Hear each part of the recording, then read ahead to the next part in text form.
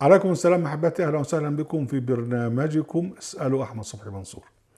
سؤال هذه الحلقة الأول عن كلمة الممترين، ويعني كلمة الممترين ولماذا جاءت للنبي محمد عليه السلام. الممتر اللي هو الشك، الذي يشك، الذي يجادل. ربنا سبحانه وتعالى في سورة آل عمران عن المسيح في الآية 59 والآية 60 يقول: إن مثل عيسى عند الله كمثل آدم خلقه من تراب ثم قال له كن فيكون. يعني آدم خلق من لا شيء، ربنا قال كن فكان آدم. عيسى خلق بدون أب، الروح جبريل عليه السلام راح يحمل كلمة كن فحملته فانتبذت به مكانا قصيا فجاء المخاض ولجذع النخلة. ده كلام ربنا. طب ازاي؟ هنا بقى اقول لك فلا تكن من الممترين. انت لا تشك ولا تجادل ولا تناقش، انا ده فوق مستوى علمك. ازاي؟ لا، انت نفهم يعني الايات، نحاول نفهمها لكن ما نزودش حاجات من عندنا. انا ده غيب وممنوع ان يعني ندخل في علم الغيب الالهي. في سورة الانعام آيات دائما نحب أن نستشهد بها، في قوله سبحانه وتعالى: أفغير الله أبتغي حكما وهو الذي أنزل إليك الكتاب مفصلا والذين آتيناهم الكتاب يعلمون أنه منزل من ربك بالحق فلا تكونن من الممترين. ده خلي بالك الآية 114 وفيها إشارة للكتاب المفصل اللي نزلت في مكة. 114 اللي هي عدد سور القرآن، يعني هنا في مناسبة رائعة جدا. وربنا بيقول للنبي أنه منزل من ربك بالحق فلا تكونن من الممترين، يعني لا تشك في هذا. بعد كده قال سبحانه وتعالى: وتمت كلمة ربك صدقا وعدلا لا مبدل لكلماته والسميع العليم وإن تطع أكثر من في الأرض يضلوك عن سبيل الله إن يتبعون إلا الظن وإنهم لا يخرصون. في سورة البقرة برضه نفس الموضوع: الذين اتلوا الكتاب يعرفونه كما يعرفون ابنائهم والذين وان فريقا منهم لا يكتمون الحق وهم يعلمون.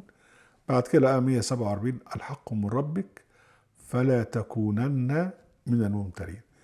يعني في سورة آل عمران آية 60: الحق من ربك فلا تكن من الممترين. وهنا في سورة البقرة 147: الحق من ربك فلا تكونن من الممترين. في سورة يونس الآية 94 ربنا بيقول للنبي، وخلي بالك ان كل السياقات دي كلها داخل فيها اهل الكتاب بطريقه او باخرى يعني: فان كنت في شك مما انزلنا اليك فاسال الذين يقرؤون الكتاب من قبلك. طبعا الذين اوتوا الكتاب يعرفونه كما يعرفون ابنائهم، اذا كنت بتشك في هذا روح اسالهم. بعدين ربنا قال له: لقد جاءك الحق من ربك فلا تكونن من الممترين. بعد كده بقى آية صعبة جدا: ولا تكونن من الذين كذبوا بآيات الله فتكون من الخاسرين. ده الآية 95 من سورة يونس.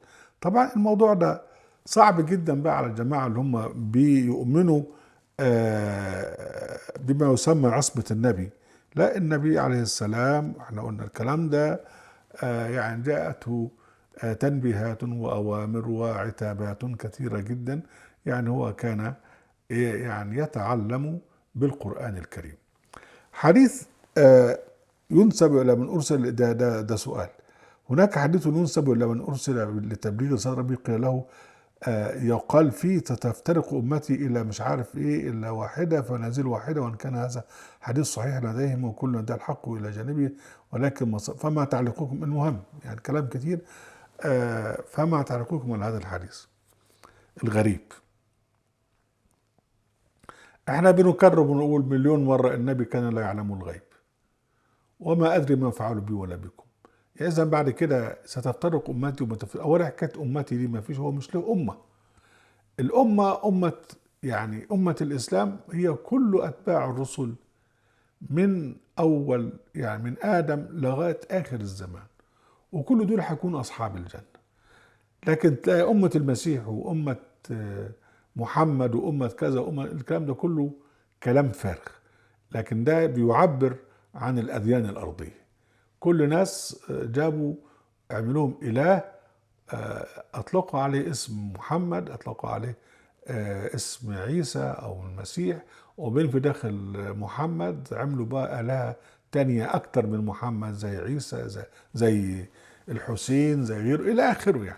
يعني افترقوا، وكل فرقة بقى عاملة إن هي اللي صح والباقيين غلط. يعني وإنما هم في شقاق زي ما ربنا سبحانه وتعالى قال. فالكلام ده كله بيعبر بقى عن الإيجو أو الأنانية أو كذا أو كذا، الهوى بتاع كل واحد إن هو الصح، أو الدين بتاعه الأرضي هو الصح والتاني هو الغلط، واللي يكون مختلف معاه بيطبق عليه حد الردة. يعني الجماعة بتوع إيران لما وصلوا الحكم حكموا على سلمان رشدي بالردة والقتل. الحد الردة من ضمن أساسيات الدين السني إلى آخره. يعني فده كله هجص.